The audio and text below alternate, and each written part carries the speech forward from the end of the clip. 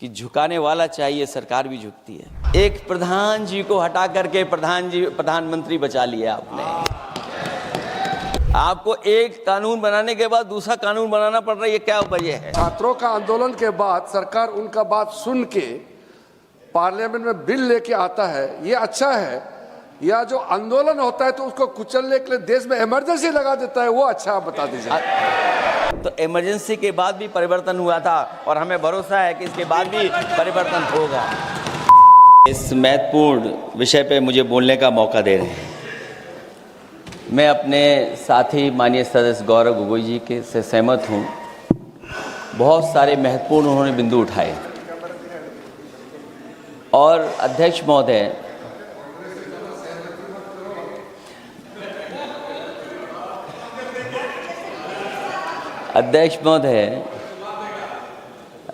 मुझसे ज़्यादा मेरे रिश्ते शायद हमारे विपक्ष के लोग ज़्यादा जान रहे हैं और जितना विपक्ष के लोग नज़र रखेंगे मैं समझता हूँ उतना रिश्ते और मजबूत हो जाएंगे। अध्यक्ष महोदय, मैं आंदोलन को बहुत दूर से देख रहा था और उस आंदोलन में जो जीत के बाद नारा लगा, एक नारा लगा अध्यक्ष महोदय, सरकार के खिलाफ नारा लगा कि सरकार को ये अहंकार था कि सरकार झुकती नहीं है, लेकिन उन्हीं नई पीढ़ी के लोगों ने ये वो नारा दिया कि झुकाने वाला चाहिए, सरकार भी झुकती है। और सरकारों को झुकाना भी नौजवानों को आता है। सरकार झुकी और स्वीकार किया उन्होंने।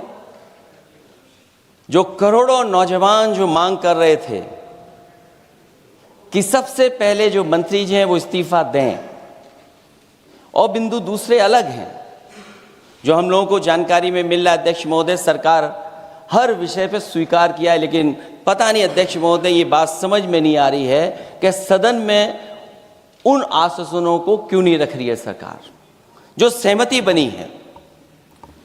और उसके बाद अध्यक्ष महोदय, हम लोगों ने देखा कि जब मंत्री जी लौटे हैं, मंत्री नहीं रहे, उसके बाद सदन के बाहर उनका स्वागत किया गया। अध्यक्ष महोदय, जो स्वागत हुआ उसके लिए हमें कोई शिकायत नहीं है, लेकिन माननीय सदस्यों को कितनी बड़ी राहत मिली होगी, कितने बड़े संकट से बचाया उन्होंने। एक प्रधान जी को हटा करके प्रधानमंत्री बचा लिया आपने। और ऐसा अध्यक्ष महोदय आंदोलन किसी ने नहीं देखा जिस आंदोलन में नई पीढ़ी के लोग, कम उम्र के लोग निकल करके आ गए और जो नारे दिए गए।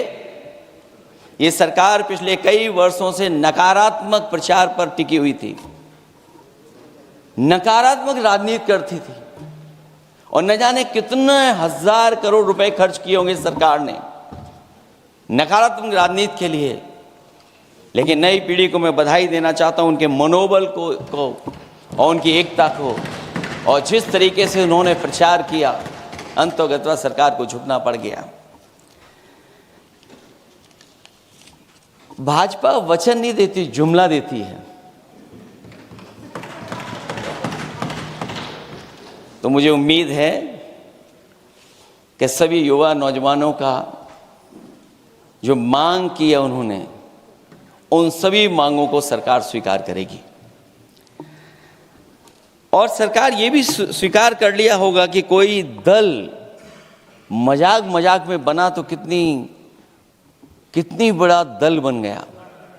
जो कोई चीज मजाक से शुरू हुई वो कितना सीरियस हो गई, और इतना सीरियस हुई कि हमारी सरकार लोकतांत्रिक हो गई कि जो उनको धरने पे बैठने दिया। सरकार लोकतांत्रिक थी कि उन्हें धरने पर बैठने दिया। हमने वो भी समय देखा है कि जहां पर धरने पर नहीं बैठने दिया, वर्षों वर्ष लोग बैठे रहे धरने पर, उनकी सुनी नहीं गई। इसी दिल्ली को घेरा था किसानों ने, और सरकार को लगा कि चुनाव आ गया तो सरकार ने तीनों काले कानून वापस ले लिए। जब सरकार घबरा जाती है, डर जाती है, तो सरकार स्वीकार कर लेती है इसीलिए वो नारा मुझे अक्सर याद आता है कहीं कि झुकाने वाला चाहिए, सरकार भी झुकती है। जो विषय लाया गया है कि prevention of unlawful means act, सरकार को कम से कम ये बताना चाहिए था कि 2024 में जब ये लेकर के आए थे तो आज 2026 में कैसे पेपर लीक हो गए। और केवल गिनती के 1-2 पेपर लीक नहीं हुए हैं, ये ऐसा आंदोलन रहा जिसमें माँ बाप और नई पीढ़ी के लोग सब जुड़ गए। अगर हम ये माने कि 20 लाख बच्चों ने परीक्षा लिखी थी और उनके घर परिवार के सदस्यों को हम इसमें जोड़ दें, दादा दादी, माँ बाप और परिवार का कोई सदस्य, तो 5 लोग प्रभावित थे। और 5 गुणा 20, 1 करोड़ लोग नाराज हुए सरकार से। और अक्सर हम पॉलिटिकल लोग हैं, हम लोग जानते हैं जब कभी आंदोलन करते हैं तो कितनी तैयारी करानी पड़ती है, गाड़ियों का इंतजाम, खाने का इंतजाम और इंतजाम। लेकिन ये पहला आंदोलन देखा कि जिसमें माँ बाप भी जुड़ गए और कहा कि जाओ बच्चों आंदोलन करो, हम आपके साथ हैं। ये पहला आंदोलन ऐसा देखने को मिला है। और केवल दिल्ली में नहीं हुआ ये, केवल दिल्ली में नहीं हुआ ये। अगर ये बात गलत है, अगर ये बात अध्यक्ष महोदय गलत लग रही है तो देश के होम मिनिस्टर साहब को ले आइए, वो सब एक्सप्लेन कर देंगे।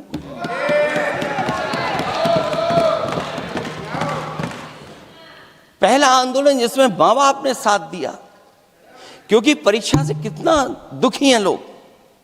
ये जो परीक्षाएं लीक हुई हैं, कई महीनों पहले ये किताब बना दी थी। और अध्यक्ष महोदय, जो लोग चढ़ावा चोरी नहीं बचा पाए, वो पेपर लीक कैसे बचा पाएंगे। जो भगवान के दरबार से दान गायब हो गया, दान चला गया, वो लोग पेपर लीक बचाएंगे। किस कानून को, जो कानून पहले बनाया उसी कानून का संशोधन करके लेकर आए हैं। किसकी आंखों में आप धूल झोंक रहे हैं। और अगर कानून से बच रहा होता तो भाजपा की 10 साल की सरकार में 20 परीक्षाएं कैसे लीक हो गई। 20 परीक्षाएं लीक हुई अध्यक्ष महोदय, जिसमें कोर्ट तक जाना पड़ा, उसके बाद परीक्षा रद्द हुई है। दरोगा भर्ती का पेपर लीक हो गया, जूनियर इंजीनियरिंग के भर्ती का पेपर लीक हो गया, ग्राम विकास पंचायत अधिकारी का पर्चा लीक हो गया, नलकूप चालक भर्ती का, यूपी टीईटी का परीक्षा लीक हुआ। और एक बार नहीं हुआ, 3 बार पेपर लीक हुआ यूपी टेट का। हाई स्कूल बोर्ड का परीक्षा लीक कर दिया, इंटरमीडिएट की बोर्ड की परीक्षा लीक हुई, इंटरमीडिएट का फिर परीक्षा का लीक हुआ, कई बार हुई। सिपाही भर्ती लीक हुई। आप सोचिए कितनी परीक्षाएं लीक हुई हैं। और नीट परीक्षा कोई पहली बार लीक नहीं हुई, दोबारा लीक हो गई, कानून बनने के बाद लीक हुई। सहायक प्रोफेसर भर्ती लीक है, लेखपाल भर्ती लीक हुई। यूपी जैसे स्टेट, जो सबसे बड़ा स्टेट है, जहां से प्रधानमंत्री चुन करके आते हो, वहां तक पेपर लीक हो जा रहा है। और जो संस्था परीक्षा एग्जामिनेशन करा रही है, वो एनटीए में भी आउटसोर्स कर दिया आपने। हम विपक्ष के लोगों को तो डर ये लगता है अध्यक्ष महोदय, कहीं ऐसा ना हो कि ये पूरी सरकार को आउटसोर्स कर दें। आउटसोर्स सरकार है, जो सबसे विश्वसनीय संस्था है, उसमें आउटसोर्स पे आपने कर्मचारियों को रखा हुआ है। किस बात की जवाबदेही है? यही अकाउंटेबिलिटी है आपकी? कहीं अकाउंटेबिलिटी ये तो नहीं है, आप अकाउंटेबिलिटी को ये कहीं समझ बैठे हों कि अकाउंट को भर दे वो एबिलिटी वाला ही हमें चाहिए। कहीं वो अकाउंटेबिलिटी तो नहीं है। आप बताइए, एनटीए को आउटसोर्स किया हुआ है आपने। जिस संस्था की जिम्मेदारी है महत्वपूर्ण परीक्षा कराने की, उसमें सब आउटसोर्स। और ये सच कहा कि कांग्रेस पार्टी के माननीय सदस्य ने मांग की है कि वो हम लोगों को पता होना चाहिए आखिरकार कौन लोग थे जो आउटसोर्स होकर के बैठ करके परीक्षा में इस तरह की घोटाला कर रहे थे। आखिरकार जवाबदेही क्या है, किसकी थी? और फिर केवल नीट की परीक्षा की बात करें और परीक्षाओं की बात करें,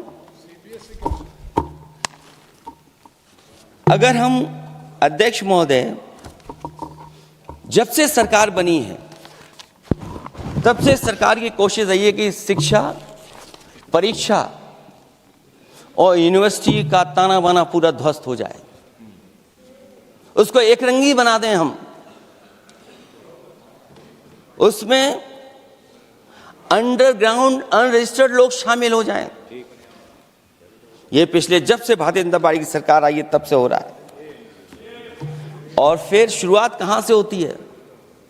क्योंकि आप नहीं चाहते कि देश के गरीब लोग पढ़ें लिखें आगे बढ़ें। सरकार ने सबसे पहले हमला किया प्राइमरी स्कूल पर, और प्राइमरी स्कूल कितने बंद किए हैं आपने? जहां से बच्चे की शिक्षा की यात्रा शुरू होती है। एक गरीब परिवार का बेटा, बच्चे कहां से पढ़ करके निकलते हैं? सबसे पहले प्राथमिक शिक्षा सरकारी स्कूलों से पढ़ करके निकलते हैं। हमारे बहुत सारे माननीय सदस्य होंगे, वो उन्हीं प्राथमिक विद्यालयों से पढ़ करके आज इस सदन तक पहुंचे होंगे। आपने सबसे पहले स्कूलों पे हमला किया, और प्राइमरी से लेकर के नौकरी तक पे आपने हमला किया है। युवाओं के भविष्य पर आपने चोट पहुंचाने का काम किया है। और जो प्राइमरी स्कूल जो आपने बंद किए हैं, वो इसीलिए बंद किए हैं आपने कि पिछड़े, दलित और गरीब के वर्ग के परिवारों के बच्चे पढ़ लिख न जाएं। क्योंकि आज भी अगर हम देखते हैं प्राइमरी स्कूल में कौन पढ़ने जा रहा है? सबसे समाज के गरीब परिवार के बच्चे पढ़ करने जा रहे हैं। सबसे पहला हमला आपने वही किया, और इसीलिए किया क्योंकि नींव पर ही अगर हमला होगा तो ये आगे नहीं बढ़ पाएंगे। जो आंकड़े सरकार के बताए गए हैं, 1 लाख से ज्यादा सरकारी प्राइमरी स्कूल बंद कर दिए सरकार ने। और अगर ये बात गलत है तो हमें उम्मीद है सरकार इस पर भी जवाब देगी। और अगर हम आंकड़े निकालें तो जो आंकड़े दिखाई दे रहे हैं, यूपी में सबसे ज्यादा प्राइमरी स्कूल बंद हुए हैं। और ये सरकार के आंकड़े हैं कि 7 लाख से ऊपर विद्यालय थे जो अब 6 लाख रह गए हैं। और यूपी में तो सबसे ज्यादा बंद हुए हैं। उत्तर प्रदेश में 26,386 सरकारी प्राइमरी स्कूल बंद कर दिए सरकार ने। और केवल प्राइमरी स्कूल बंद नहीं किए हैं, नौकरी पे भी हमला किया है। 69,000 शिक्षक भर्ती को लेकर के बड़े पैमाने पर घोटाला किया गया, और घोटाला इतना बड़ा है कि वो सभी कोर्टों में गए हैं और पिछले कई वर्षों से आंदोलन कर रहे हैं। कोई स्थान नहीं बचा अध्यक्ष महोदय जहां पर वो शिक्षक भर्ती के लोग न गए हों। मंत्रियों के यहाँ गए हैं, आंदोलन किया है, हाई कोर्ट गए हैं, सुप्रीम कोर्ट गए हैं।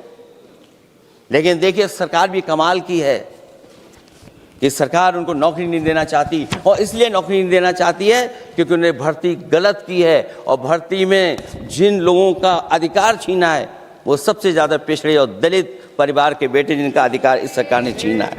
और ये अगर बात नहीं ठीक है तो हमें उम्मीद है कि सरकार इसका भी जवाब देगी। माध्यमिक स्कूलों को भी बंद किया जा रहा है, और बड़े पैमाने पे स्कूल बंद हुए हैं। और जो बोर्ड की परीक्षाएं लीक हुई हैं, पूरे देश में बड़े पैमाने पर बोर्ड परीक्षाओं के पेपर लीक किए गए हैं। अध्यक्ष महोदय, हम जानना चाहते हैं कि आखिरकार 10वीं और 12वीं के पेपर लीक क्यों हो रहे हैं? 10वीं और 12वीं के पेपर लीक क्यों हो रहे हैं? इसके लिए अगर कोई सरकार के पास जवाब हो तो बताएं।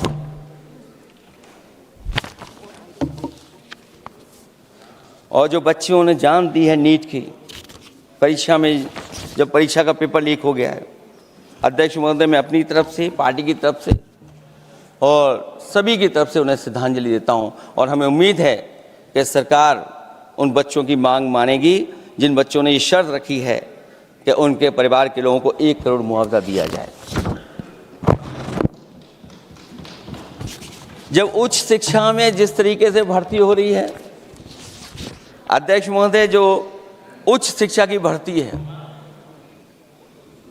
उसमें जो अपॉइंटमेंट हो रहे हैं उनके बारे में तो क्या चर्चा करें कि जब संस्था पे सबसे ऊपर बैठा व्यक्ति ही अन्याय करेगा तो पूरी संस्था में अन्याय होगा। जब से ये सरकार आई है, जो बड़ी बड़ी संस्थाएं हैं उन सब संस्थाओं में एक रंगी लोगों को बैठा करके उन संस्थाओं को ध्वस्त करने का काम कर रहे हैं। और न केवल उन संस्थाओं को खराब कर रहे हैं, बल्कि अध्यक्ष महोदय, उत्तर प्रदेश में एक स्वतंत्र सेनानी, उनके नाम पर यूनिवर्सिटी बनी, मौलाना जौहर यूनिवर्सिटी। यूनिवर्सिटी बनकर के तैयार हो गई। इन्होंने कोई सरकारी यूनिवर्सिटी नहीं बनाई,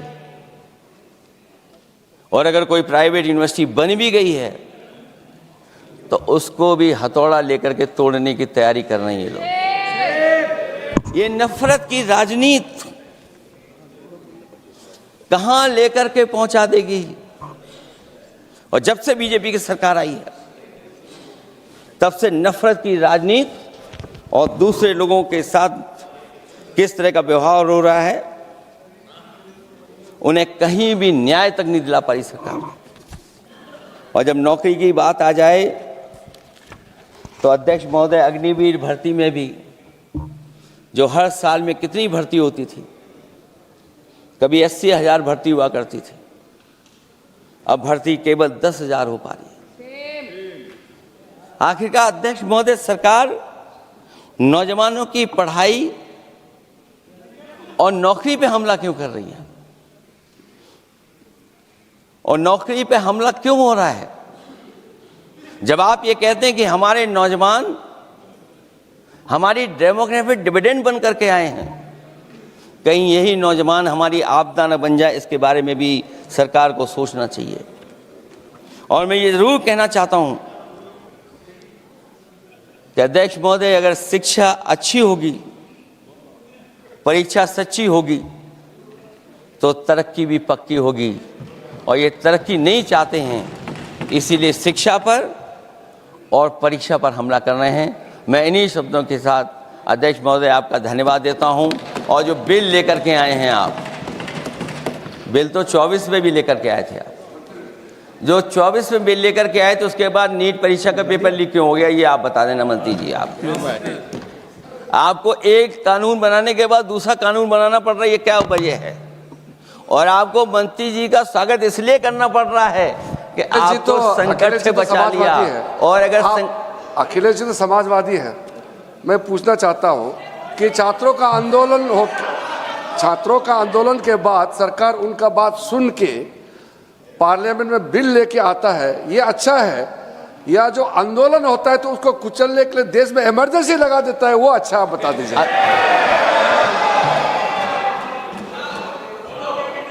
अध्यक्ष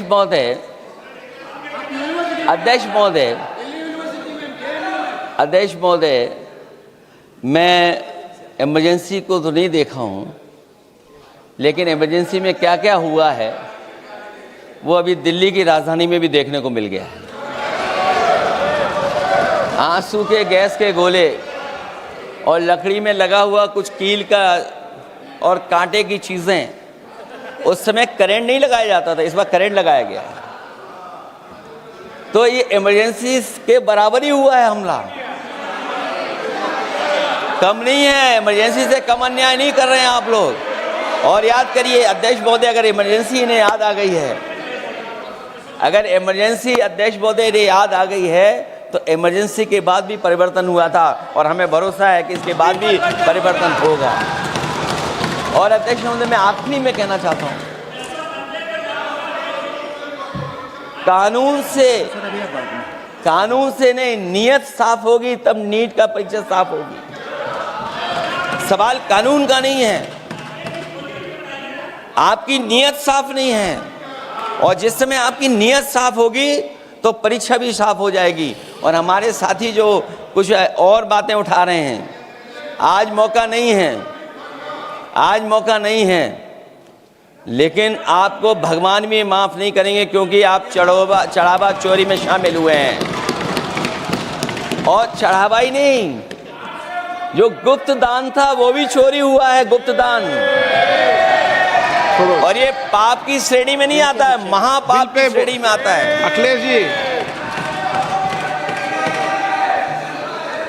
जी बिल पे। और अध्यक्ष महोदय, आखिरी में मैं इतना ही कहना चाहता हूँ, शिक्षा की रक्षा के लिए जो आंदोलन हुआ है वो हमेशा आंदोलन जीतेंगे। बहुत बहुत धन्यवाद, बहुत बहुत आभार प्रकट करता हूँ आपका।